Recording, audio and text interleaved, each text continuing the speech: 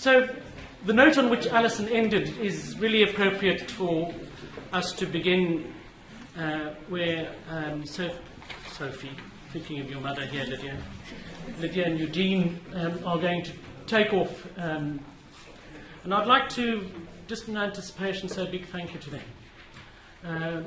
We deliberately asked Lydia and Eugene here. Lydia and Eugene were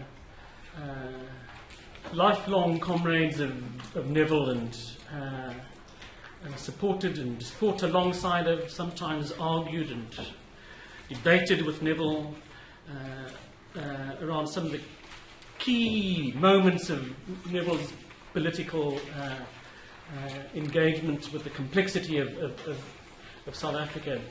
And we've asked him to talk to us about what it means to be a revolutionary in this time and space, and to use Neville as of course the framework against which to be able to start thinking about what this is all about. So over to you guys. Thanks. Thank you. It's a difficult task, but we'll have a go. I entitled, after lots of thinking, up to tea time this morning, I titled my section of the talk, What do revolutionaries do between revolutions? Thoughts on the revolutionary practice of Neville Alexander. And that first sentence, because Neville used to sort of, almost to himself with a wry smile, say, revolutions only happen once every couple of 100 years. But revolutionaries are born, and live in between. So what do? Revolution isn't the insurrectionary process, taking up power. It's the whole process. And so if you're not lucky or unlucky enough to be born or to be alive at that moment when a change of power happens, then you have to act nonetheless as a revolutionary.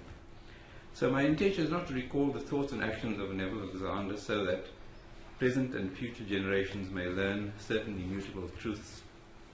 Nor would I like anyone to print little red books to be sold at some future fundraiser with the thoughts of Neville.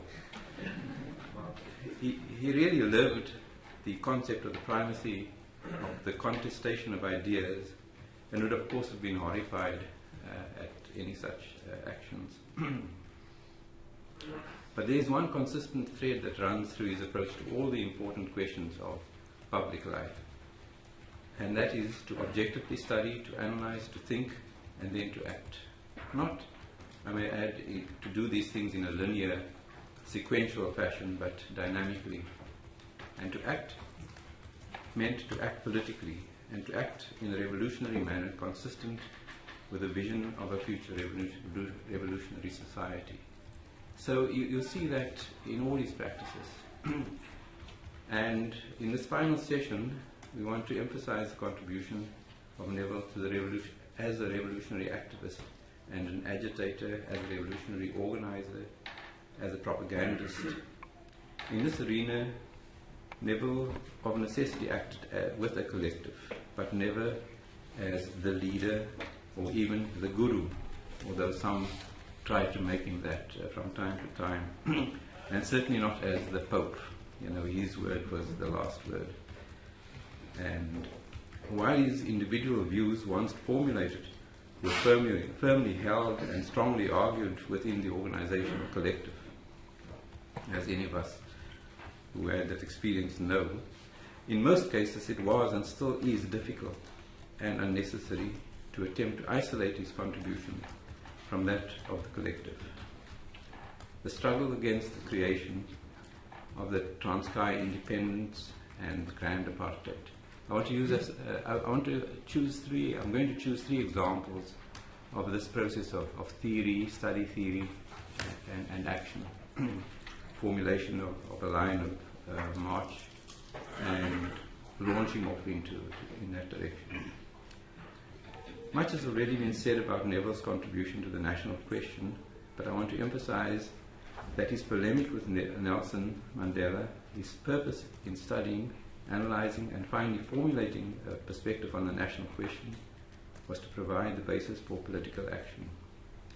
The political conjuncture of that period, immediately after his release from Robben Island in 1974, whilst he was completing One Azania, One Nation, was the repression that followed the Black Consciousness organized Free Frelimo rally, the prelude to the June 16th uprising, and the impending independence of the Transkei, scheduled for October 1976.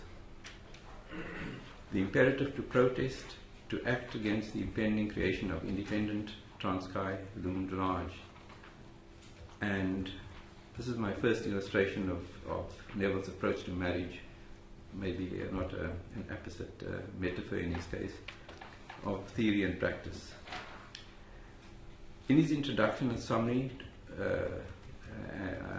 of the main ideas of One Azania, One Nation, he says, even though almost every other contribution on the national question is critically considered by me, it should be stressed that my approach has been motivated throughout by the desire to facilitate the unification of the national liberation movement by fomenting a discussion on the basis of national unity and on the political strategic implications of ideas about who constitutes the South African nation. So there are three crucial parts of what he is saying. That what is the basis of unity? And what is the implication for a future South Africa?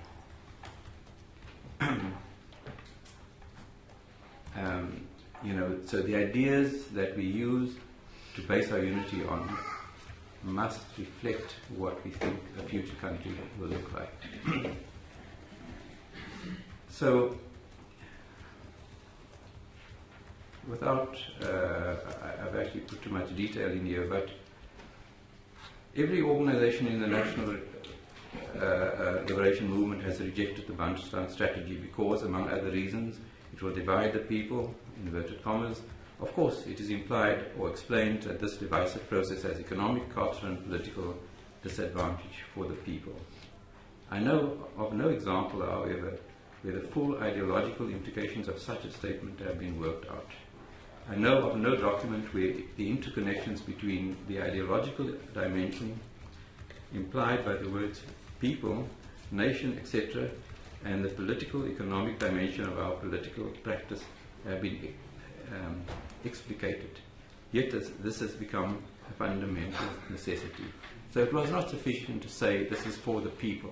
What do we mean by the people? Who are the people? Who will constitute the future nation? And so to position oneself or to formulate a position of opposition to the Bantustan strategy, you really need to think more carefully about what the basis of that opposition is. And he goes on about the practical decisions of far-reaching strategic and political importance depend on the clarity of leadership and so on. And then he gets on to the question, the point that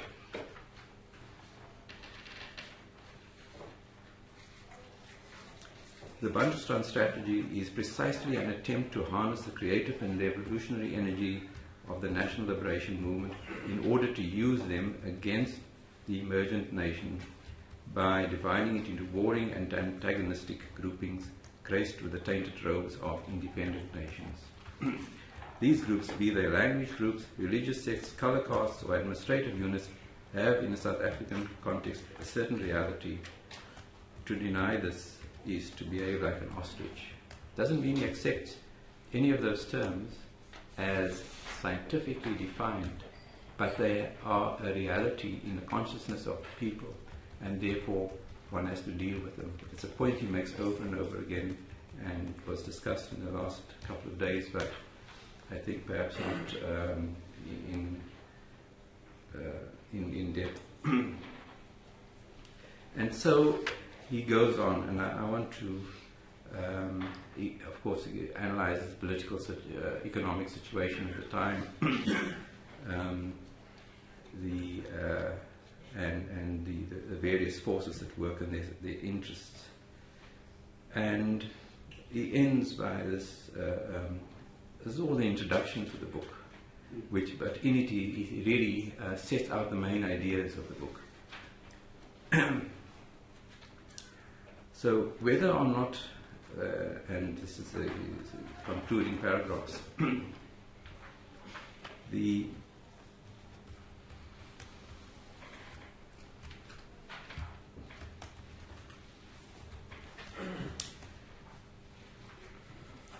historical product of this development and this development of opposing the Bantustan-ization of the country, the grand apartheid strategy in a consistent way, whether or not the single nation and emerging out of that is the single nation properly conceived of, whether or not this single nation comes into being will depend on the extent to which the working class leadership of the national liberation movement succeeds in determining the political ideology of the revolutionary people. On the other hand, if this doesn't happen, he argues that as alleged nation states can under certain specific circumstances, in particularly a demoralizing defeat of a revolutionary uprising, influence historical development so that the solution of the national question will be retarded and distorted, albeit temporarily, in important ways. I stop short of formulating a counter-strategy to that of the National Party, as this is specifically the task of political practice. However, I do believe that a strategy based on the theoretical position expounded here represents the only viable alternative of the national liberation movement. Okay, so he's analyzed the situation, and here, although later you'll see that attempts the United Front a few years later around this issue. He says unless the movement adopts the correct political position, the consequences for a future nation would be dire. In the period from his release until October 76, Neville did attempt, in spite of his banning and house arrest, and through the turmoil of June 16th in 76 and its immediate aftermath, to organize and rally against Transkei independence. How and with which groups? Are there any pamphlets or other documents extant? This is a period of the underground struggle in conditions difficult to imagine today. And yes, there was activity, of course, not only in Neville, but throughout the country. The records are poor, and I don't know what Alison has, but the security branch and the state has far better records. I don't know what's happened to them. And there are many the ANC and PSC who were released during this period who were active at that time as well. What were they doing, and how did... There's a blank spot in our history. We know a little bit about the Black Consciousness movement, but that's being written out of history, of course, as we know. But there's an area there which needs further analysis and research. So that's the first point. How am I doing on time? Probably badly. Neville was an incurable optimist, yet he was not one to speak endlessly of the revolutionary situation or the impending crisis of capitalism as a prelude to the revolutionary situation, which would, overnight lead us to the insurrection and taking power and so forth. But of course he recognized that the historically important from a class struggle perspective, crises do occur which demand extraordinary efforts from revolutionaries. The early 80s was one such period in the life of our country. In Sow the Wind, there's his address entitled The National Question to the Annual Congress of Azapo in December 82. He says, "We meet at one of the most important moments in the history of this country, for reasons which I shall expound in more detail presently." His favourite sort of approach to his addresses. The rulers of South Africa are faced with the most severe crisis, and that their system of racial capitalism has yet had to contend with. He expounds at some length what the crisis is. It's a political crisis, it's an economic crisis. The crisis of the system of white supremacy is the historic opportunity for the oppressed and exploited people of our country. How to take the tide at the flood has become the vital question in the politics of national liberation for all those who would consciously intervene in the great movement of history, which is now engulfing Southern Africa. The present controversies within the liberation movement, properly so called, concern the compass of principle, program and policy, which will help to steer us into the safe and exciting harbour of a socialist Azania. He refers to the present council proposals that affirms the primacy or of the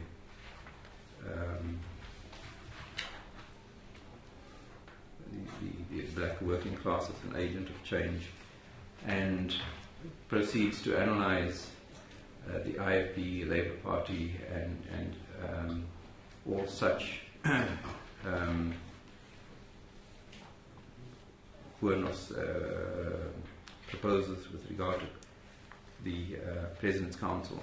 And he ends that analysis by saying, "We have to build up a national united front of all people's organizations in order to fight for full democratic rights for all and an end to the system of racial capitalism.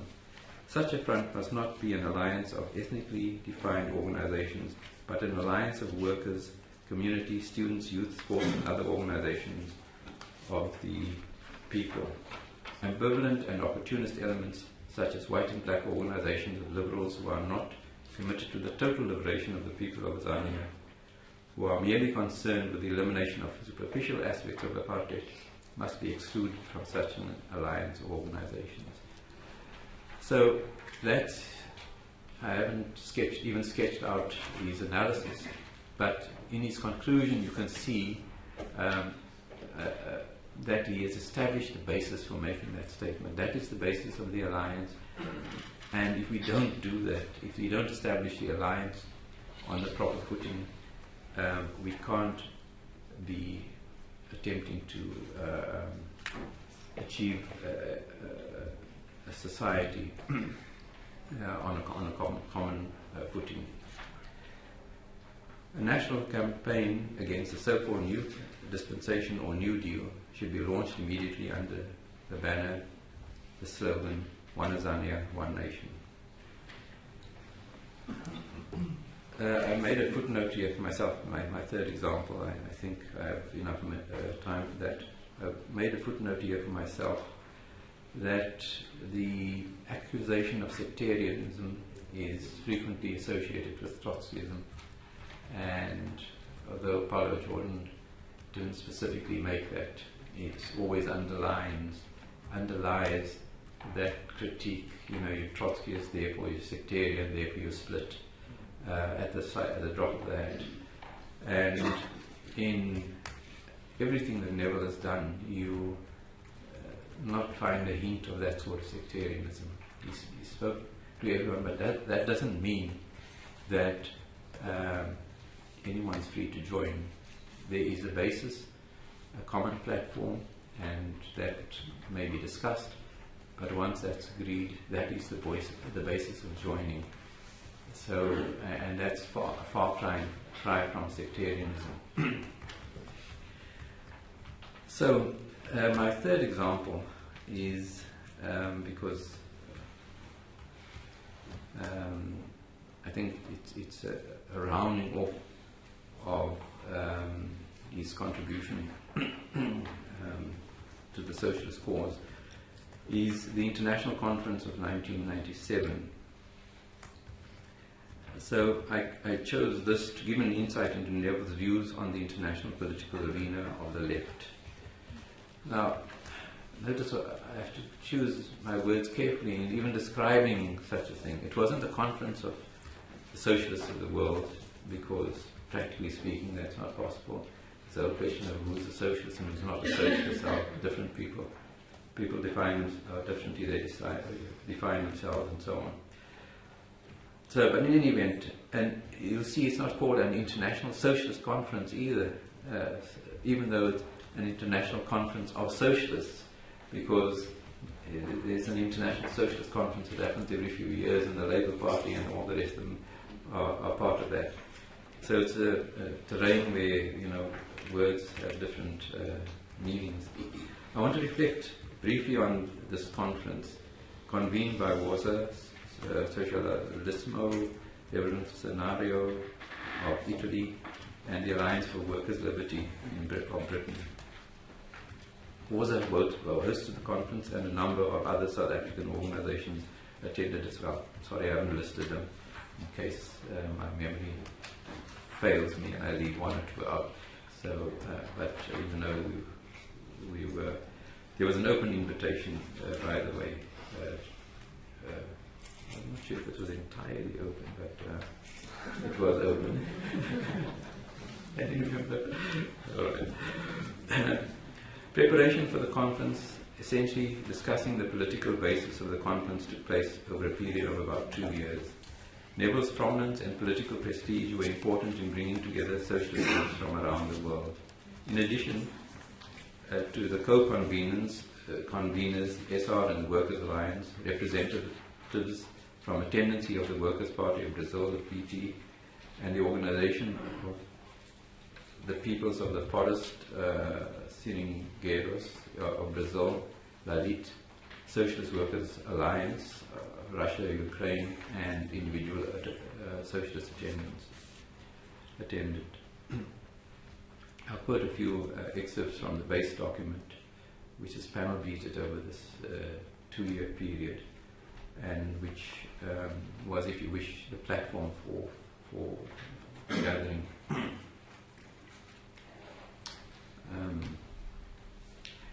It proceeds as with an analysis of the international situation, the role of the IMF, the World Bank, GATT at that time, not the anti-racism, the need for struggle, and anti-racism struggle, gender struggles, solidarity with workers and oppressed peoples, struggle against fundamentalism, AIDS, and the struggle for social, environmental, and cultural issues.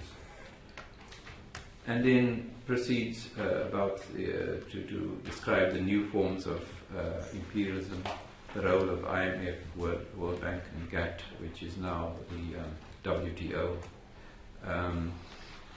And for all their apparent anonymity, these institutions are often as devastating as Pizzario's conquistadors and as cruel as Hawkins' slave safaris into Africa. The same imperialism is responsible for the outrages in Bosnia and Rwanda, for the genocide of East Timorese, not just for supplying arms, not just by the political protection of the butchers, but also by the ongoing propaganda justifying inequality, privilege, profit, injustice and selfishness, as if these were the only possible creed. Rivers, seas, rainforests, the earth and the atmosphere itself continue to be poisoned in the name of profitability, so-called efficiency and private greed. There will continue to be many more Bhopals, Exxon Valdez's and Macassars. Unemployed of the world increases, the number of homeless increases, people working in countries in which they do not have the right to vote continues to increase, migrant labor, and so on. Human rights like the right to food, to housing, to work, to health and education services, to job security, like the right to free expression and free movement, continue to be nothing more than a dream for the vast majority of humankind. So that was the platform of the meeting. The concluding paragraph: what working people in struggle need, what socialists the world over need, is mutual support, shared ideas, the exchange of documents. We need to plan regional campaigns and sometimes to coordinate international campaigns. And we need to build close contacts with one another. Sorry, I must read the preceding paragraph. It is certainly not a centralized international party that we are proposing, especially not one that has a center in Europe, in a European capital, and small franchises in other countries. Such international parties run the risk of establishing predatory relationships with unaffiliated revolutionary groups. It is basically an association of mutual solidarity of socialists that we were attempting to build in '97. So I'll conclude with that story of the '97 International Conference, and leave it to Lydia to talk about the second part.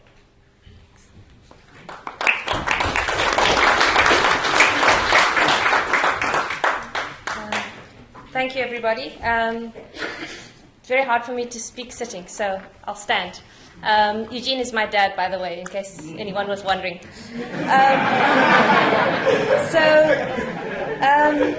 Sorry, one of the things that we tried not to do in this conference is to use titles and honorifics. But I think we can excuse you for talking about your dad.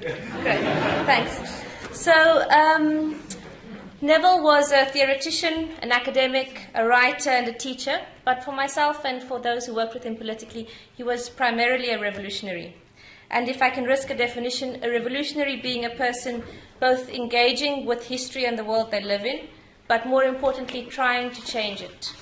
And the try, when relating to Neville, included a wide range of things, from being the keynote theoretical input at international and national political meetings, to sitting through endless campaign meetings to plan the minutiae of transport, food, agendas, minutes of conferences, to interacting with often conservative and myopic government bureaucrats, as we all know, helping paint placards for demonstrations, reading to young children, patiently and sometimes not so patiently sitting through circular debates with his comrades, walking door to door with petitions, trying to translate socialist theory into practice, and distributing pamphlets at local train stations. And this integrated person of theory and practice is the one that I hope we do not lose while we are discussing the richness of Neville's academic contribution. So, while it was important to write a brilliant pamphlet, it was also important to go and distribute it in the streets, and it was also important to sit and plan the humdrum of political campaigning, which those of us who have been involved in those circles know can be endless hours of meetings. So it's been quite difficult to prepare an input for this meeting, partly because I've found it a very sad thing to do, but also because it's difficult to define the purpose of speaking at a commemorative meeting. Should we present an interpretation of Neville's political theory? Should we give our own views on his thoughts? Should we try to translate his theory into some kind of way forward with all the problematic issues of error and misrepresentation that goes with that? Or should we try and find tools from his analysis to help us intervene in the political crisis of our times? Also, how do you separate Neville's thoughts from the political theories of the organizations to which he belonged? We know that even though Neville provided the main theoretical political leadership in most of the movements he was part of, he was certainly not the only voice, and he was also then part of the collective final political program which came through. I think it's important for us to recognize the richness of his political practice, which includes triumphs and failures, moments of brilliance and moments of error, as he lived them through with all of us through the political formations. And in part, this is a recognition of the history and practice of the left in South Africa. So I'm going to speak a little bit to the early 90s because I was around then, and also because I think it speaks to the issues of organizational form, to socialists participating in an electoral process, and also to the issues of united front building and divisions within the left. So in 1990, the Workers' Organization for Socialist Action was formed, which is WOSA, and Neville was its first chairperson and remained an executive committee member for the next 15 years. After that, WOSA underwent a process of evolution from a structured, tight organization to a network of activists working in different political arenas. And as a separate point, I think I should just mention that the concept of a Leninist party with democratic centralism was something that Neville opposed. And I remember the hot debates that we had around this issue. And actually, to my disappointment, Neville never agreed to give a central party or central committee directive to the rest of the organization, which many people thought was necessary at the time. So in 1993, the ANC and the National Party, amongst others, formed CODESA, the Conference for a Democratic South Africa. And in this year, WOSA held its third national conference. Incidentally, at the same weekend that Chris Hani was assassinated, and it's one of my clearest memories of that time that we all stood to witness a moment's silence when we heard of this. And I quote from his chairperson's address at that time, which speaks to 2013. So he says, since 1990, important events have taken place that have changed the face of the world as well as our own country. The great expectations that were the result of the fall of the Berlin Wall, as well as the euphoria generated by the release of Nelson Mandela, have given way to a new realism and even a sense of despair.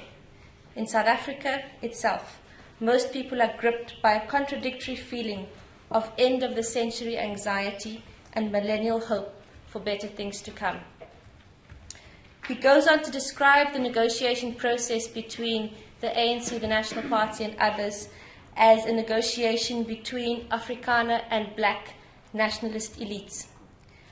And that the ANC had, in effect, given up a lot of the principles upon which the struggle had been founded, and their dissenters and rebels within their ranks had chosen not to rock the boat, but to wait for this new South Africa that was being prepared in the bowels of CODESA. So, this was our conference, had to debate several things, and there were resolutions on many issues. But the main debate was around elections and what to do about the elections in 1994. And it's very interesting reading back on those things and seeing what people wrote. So there were three positions. Should we boycott the elections completely?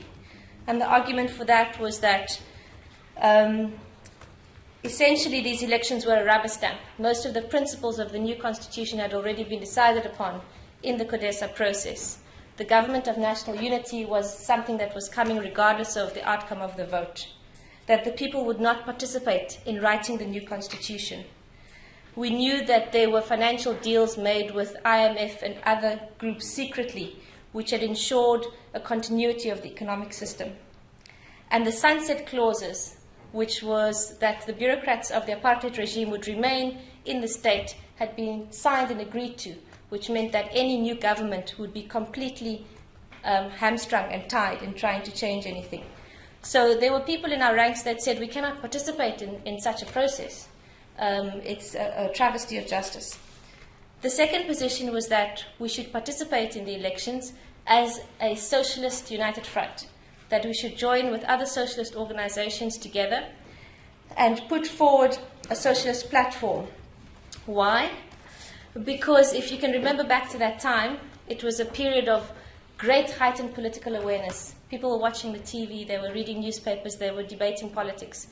And it was a key moment to try and expose the fraudulent nature of the negotiation process and to talk about something beyond simple electoral bourgeois democracy. We said that, we're not interested in the vote and we're not interested in parliament. We just would like to put those things forward. And the third position was that we should vote for the ANC as a critical vote for the ANC. And the proponents of this said that and you can hear this echoing through our current day politics, these three positions, that the ANC was recognized by the majority of people as the legitimate organization bringing liberation, that it was important to get rid of the racist Nats, and so we must vote for the ANC to show our solidarity and not be seen as sectarian armchair revolutionaries. So, after a period of intense discussion and debate, the organization voted to enter the elections in a socialist alliance.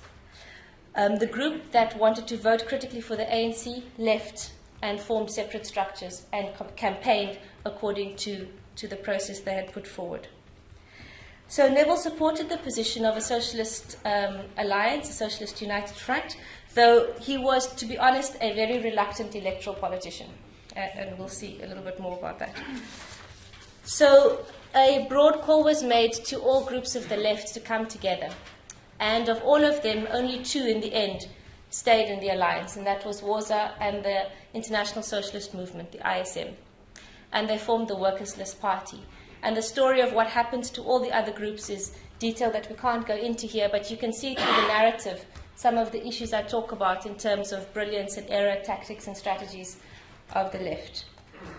So in order to enter the election and to get the money that you could get for electoral campaigning, which was quite a lot of money, you had to get 10,000 signatures. And you may be surprised to hear that we didn't have 10,000 members. So we had to go on the campaign trail first to get those signatories. And one of my clearest memories of the time is going with Neville and many others through Elsie's River to collect signatures for the 10,000, which we got, and we managed to get the campaign money. Incidentally, you cannot do that now. So there is no fund available now for small organizations who would like to enter the elections, which is a fundamental anti-democratic fact, which we should challenge. So we had people coming from, we had votes from Limpopo, Dachakral, Honeydew in Johannesburg, Pabalelo Township, and many, many others. And our platform was that we wanted to put forward a workers' list, so it wasn't a list of luminaries, but a list of worker candidates on the basis of a list of worker demands, and hence called the Workers' List Party. The workers' spokesperson was to expose the limitations of bourgeois democracy. They were to raise revolutionary politics in Parliament, but not vote on capitalist legislation. They were to cede all financial privileges from their position to the organization. There was to be a right of recall to any representative elected to Parliament. And these are important things to think about in today's electoral process. Some of the things that we spoke about, the right to work, a democratically planned economy, etc., I won't go into. But one key issue I will mention, which is the Constituent Assembly. So a Constituent Assembly is an assembly which is brought together on an electoral basis, so an open election, to elect trusted representatives to write the guiding document of the land and to debate the content of that constitution through that process, something that they did in Venezuela. This has never happened in South Africa. The constitution that we have, with the various rights that are enshrined, but also the right to private property and a number of other specific clauses to protect the status quo, is something that has never been debated and agreed upon by the citizens of this country, something that we should think about. So, how did the campaign go? So initially there was a lot of momentum, and I remember at one point we got to a stage where we thought we might actually make 50,000 votes to get a seat in Parliament. And at that point, there was this panicked withdrawal by these revolutionary socialists. Like, we cannot possibly do this. What will we do with the seat? And who will go? And it's a sellout. And, so the ambivalence around electoral politics came out very strongly. So we told people, look, you must support our program, but you shouldn't vote for us. So you can vote for anybody, it's okay. But, you must just understand the principles, behind what we're saying. So, anyway, and Neville, I must say, so Neville refused to be a leading light in the electoral campaign. He refused to use his relative political fame as an ex-Robben Islander and so on to promote the campaign. He felt that it should be a true workers' representative who should be at the forefront of the campaign. And no amount of bullying was going to shift him from this position, and certainly nothing was going to take him into Parliament. I'm pretty sure of that. So his involvement was supportive, and he followed the collective decision, but there was a reluctance. So, in the end, we got a few thousand votes. We think we were grossly undercounted, and we won't go into that. But what I think the lessons from that we need to ask about is, what did our ambivalence around the electoral campaign mean for our supporters and those that did vote for us? And how did the final vote tally affect the legitimacy and the weight of our political ideas? And these are important things that we need to think about into the future. How could we have avoided the split in the movement? And how could we have built a broader united front? Because those were obviously the weaknesses of that. So, I must say, reflecting on that and thinking about electoral politics today, it's almost inconceivable today for us to think about going into an electoral campaign with the kind of brutal, crass and aggressive politics that's taking place in today's situation, besides the fact that we have no money. And if we do call for a constituent assembly and we do win the demand, how will we campaign for votes for a constituent assembly, if that is the next step? So, I'm going to end with a few quotes from Neville. Actually, I'll leave this one out because we're running out of time. Have I got time? You've got 12 minutes. Oh, okay. So I just wanted to quote from An Ordinary Country. So we had this transition, and where are we now? And I just quote from Neville. So today there are few people in the leadership of the ANC who do not realize that taking office is not the same thing as taking power. When they complain, as they so often do, that they are being stymied and betrayed by the bureaucracy which they have inherited from apartheid, they are in their own naive way merely confirming the continuity of the capitalist state in South Africa.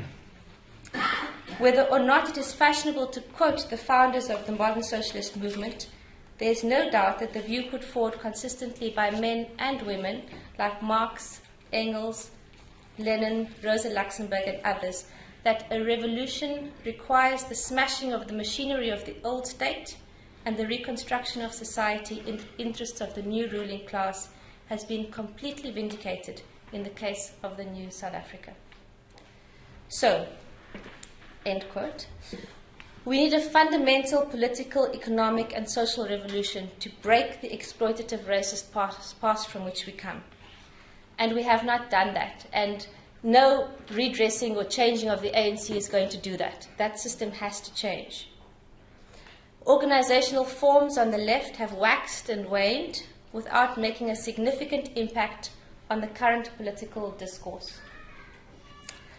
Electoral politics outside of a constitution rewriting process, I think, is fraught with contradictions and almost impossible to participate in with integrity. Also up for debate.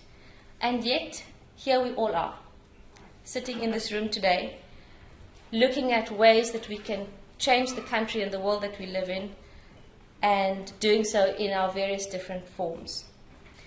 In his last book, Neville Alexander showed an unbridled optimism and encourages us to take a step back and to try to get perspective on what has actually happened since 1990, when the new South Africa began. And he says, even more optimistically, I hope that such a rethink will inspire the reader to find a point of engagement, and that you'll all recognize as a quote from his book. So, just a few concluding thoughts. In the last few years of his life, Neville was deeply involved in the formation of the Truth movement, a movement founded on the premise that the truth itself and on its own is liberatory and revolutionary.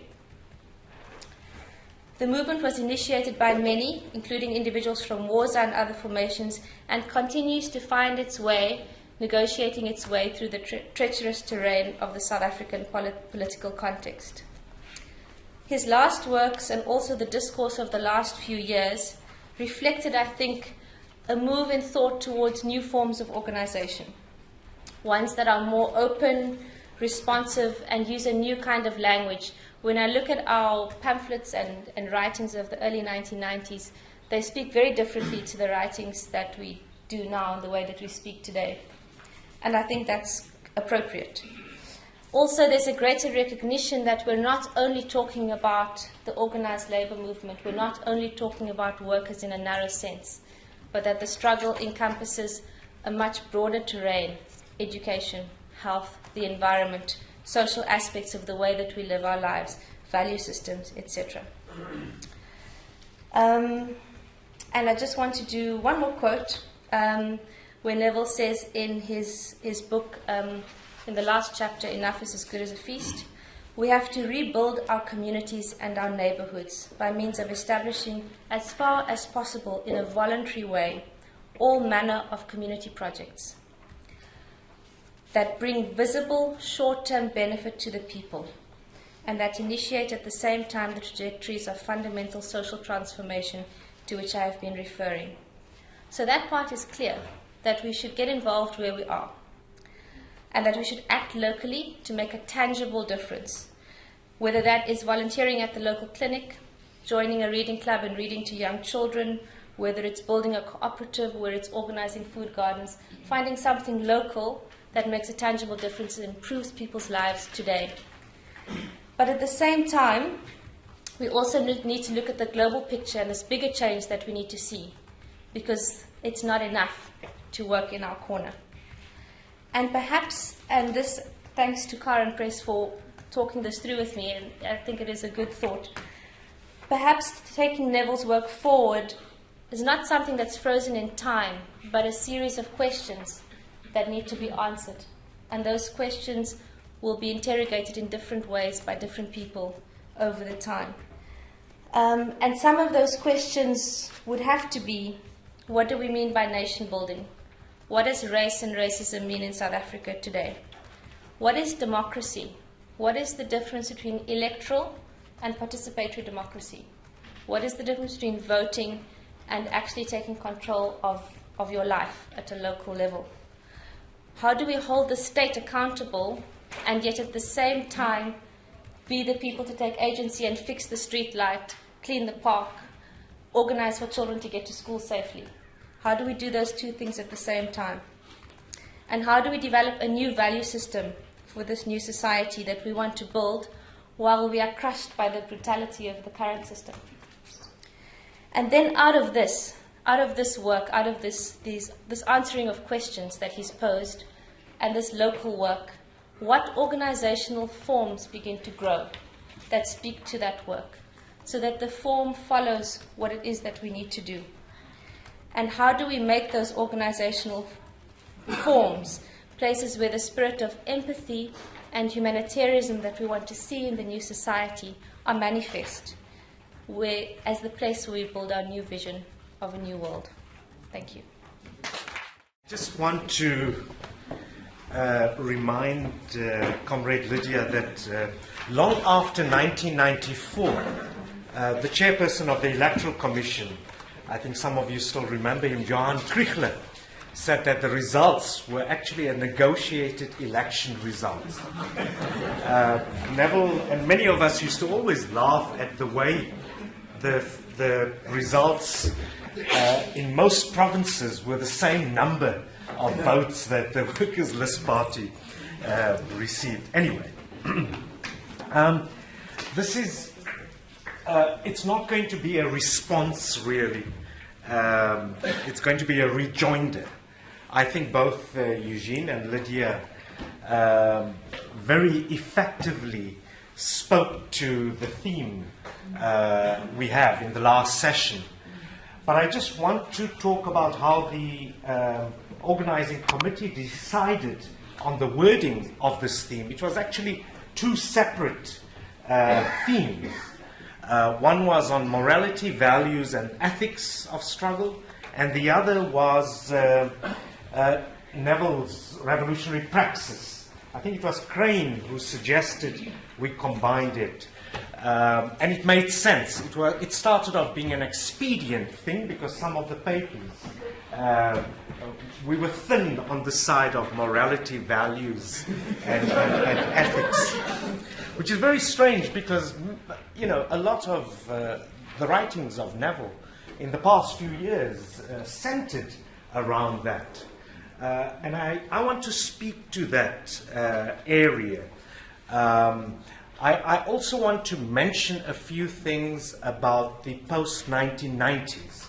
I think towards the end, Lydia spoke to the particular perspective later on, and she gave some valuable insight.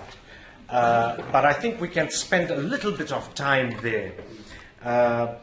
But clearly, both Eugene and Lydia have effectively dispatched the view that Neville was abstentionist, abstained from the struggle, that he was sectarian in any way. Because of time, they could only mention a few key issues. There's so much more to talk about. I mean, Eugene started talking about the Transkei.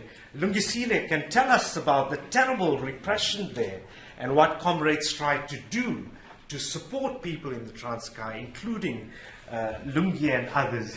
We can talk about the Committee of 81, young people, a new generation after the 76 generation, a new wave of struggle in the 80s, very creative issues around alternative education, education for liberation, alternative programs in the schools. Many people here were involved. I know Alan was running around all over the country, hiding from the cops. It's a pity Liban is not here, but the question of the tricameral elections. There are people here who transported tens of thousands of those famous pamphlets. The one with Alan Hendrickson on the chamber pot and Raj Bansi and others, that disorderly Koornov bulls was in fact the other side of the tricameral election, the Koornov bulls. And I mention this because the question of sectarian, not just in organizational terms with different organizations or traditions of struggle, but also non-sectarian in the sense of deliberately and consciously not speaking to the group areas and breaking down this notion that we must just organize in our own national group area. So when we talk about one Azania, one nation, or when we talk about an anti-racist struggle, or when we talk about a particular notion of non-racialism, it's not just an abstract theoretical thing. On the ground, in struggle, it was about going to areas you were not supposed to be. Going to Soweto, or people from Soweto coming to Lenasia, etc., etc., Mitchell's Plain, Khayelitsha, and this was done consciously. Consciously. And I think that was a distinguishing mark between what we tried to do on the ground and what some organizations tried to do. There were many other aspects. You know, it wasn't polite discussions about convincing people.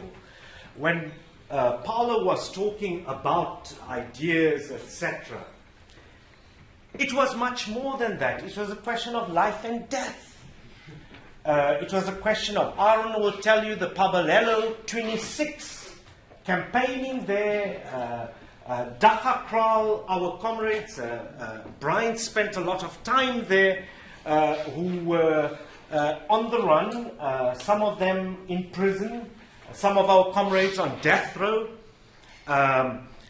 Salbi Nisi, who was in Dakakral, as a comrade who died not too long ago, was a migrant worker who tried to head off, together with a number of comrades, the horrible conflicts in the townships, starting from Kwatema, Tembisa and others, between the hostile dwellers and the residents. We were there.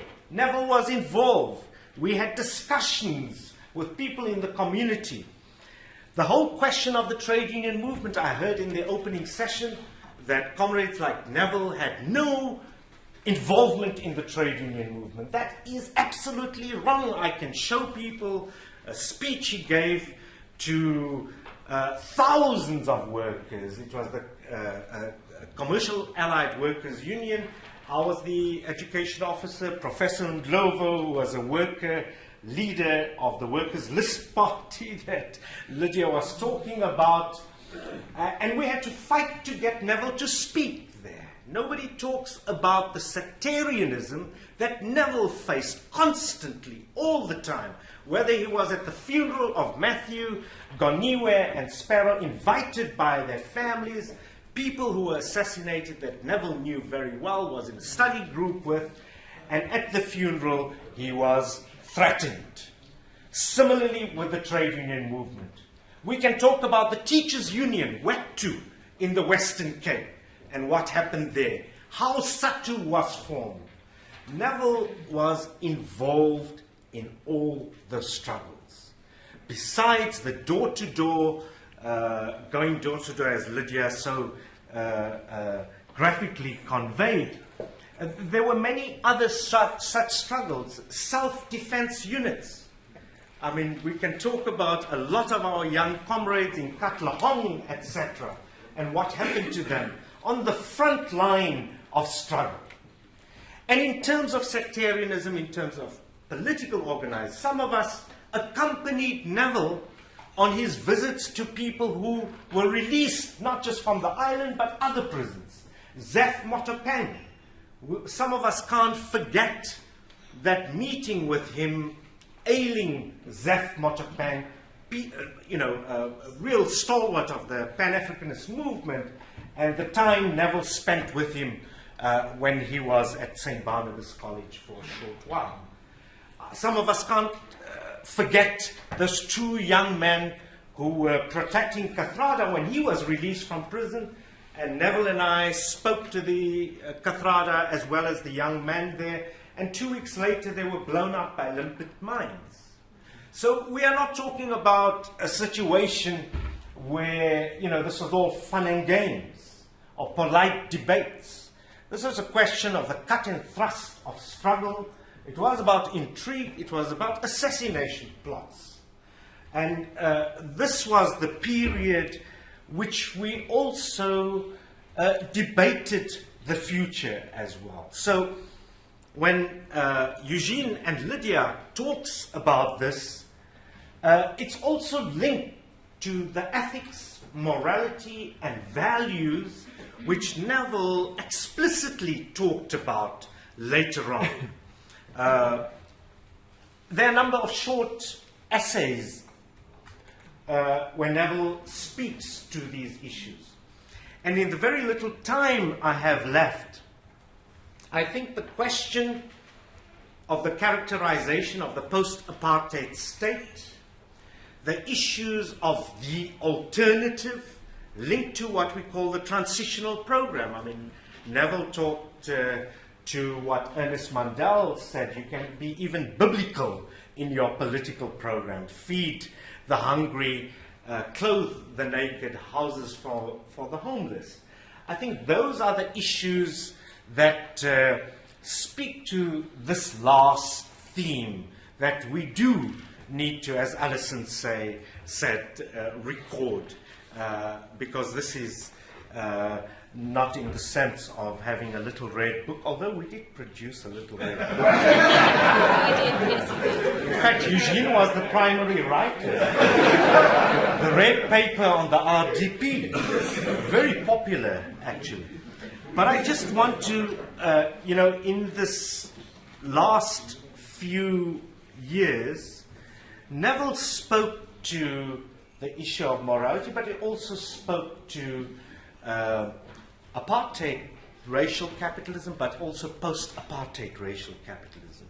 And I've used this particular few lines often because I think it captures his view of the road ahead. It says, capital is amoral, ardent as well as reluctant. Racists of yesteryear have all become convinced non-racialists bound to all South Africans under the united colours of capitalism, in an egregious atmosphere of rainbow nationalism. The same class of people, often the very same individuals who funded Verwoerd, Foster, Botha, are funding the present regime. The latter has facilitated the expansion of South African capital into the African hinterland. Some people call it sub-imperialism. In ways, this is not what Neville says, in ways of which the likes of Cecil John Rhodes or Ernest Oppenheimer could only dream. Be that as it may, it is simply foolish to think that it could have been otherwise. In this connection, it is pertinent to point out that the strategy of black economic empowerment, broad-based or narrow, is immaterial, is no more than smoke and mirrors, political theatre on the stage of the national economy. The only way that erstwhile Marxist revolutionaries in the liberation movement can justify their support, or as is said elsewhere, manage the capitalist system, and even enthusiastic promotion of these developments, is by chanting the no longer convincing mantra, there is no alternative. Hence, we need to examine this particular mystification and abdication of intellectual responsibility. And I mentioned that quote, and I've read it out. It's a bit lengthy, because of the important points that Matthew Kluter, I think, raised about alternative. Because Neville says that, to begin with, this was never true. In other words, human beings always have alternatives. Otherwise, they would not be human beings. And in other essays, he talks about the Temba argument. He juxtaposes that to the Tina argument. And Temba also means hope, incidentally.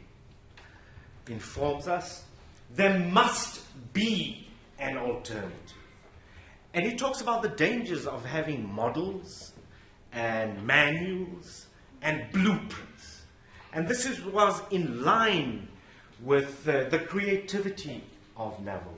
But it was also in line with this kind of participative coming up with the alternatives in the process of struggle. Neville was never stinted from trying to have demonstrable, practical alternatives in the course of the struggle in many sectors of our country. I think the other very short quote that is vital in terms of understanding Neville's view of the present state, and in line with what we've seen, the appalling massacre of mine workers, and this is critical. He says the entire strategy of the National Democratic Revolution of the Congress Alliance depends on the notion of the state as being essentially neutral, floating above the class struggle. It's the same notion, those people who talk about a developmental state, this is what they mean by that. And Neville goes on to say the final disillusionment with this kind of view will come, of course, when the repressive apparatuses of the state, instead of supporting the exploited classes and other oppressed strata, turn their weapons on the masses to protect the interests of the capitalist class. And this is exactly what happened, written long before Marikana. So I want to end by speaking to the notion of ethics, morality, and values. In 2009, speaking in honor of the late Black consciousness activist Sipho Maseko, Neville mentioned Sipho as one of those young people of the 1980s who were totally committed to the total liberation of South Africa and the continent as a whole, And he lamented that the values which drove Sipho Maseko and others of his generation, and I quote, has been systematically eroded by the eruption of the narcissistic dog-eat-dog virus that is spreading across the globe in the current era of the hegemony of neoliberal capitalism. And so Neville posed a question which he felt it was key if we have any hope of turning our society to head, and I quote again, once again in a direction that can lead to the post-apartheid and even post-capitalist situation we envisaged before 1994, more or less. How is it possible, he asked, in the era of neoliberal barbarism, to implant a different set of values among especially the younger people in South Africa and elsewhere, in spite of the many structural constraints that determine their individual existential projects and the massive bombardment of negative and self-destructive ethical messages emanating from the media and other ideological state and non-state apparatuses. And then he went back to Amilcar Cabral's exhortation to return to the source in the sense of returning to the modesty and the generosity of spirit which inspired most of us here in earlier times. Of course, we'll have to give up our Vice-Chancellor's salaries.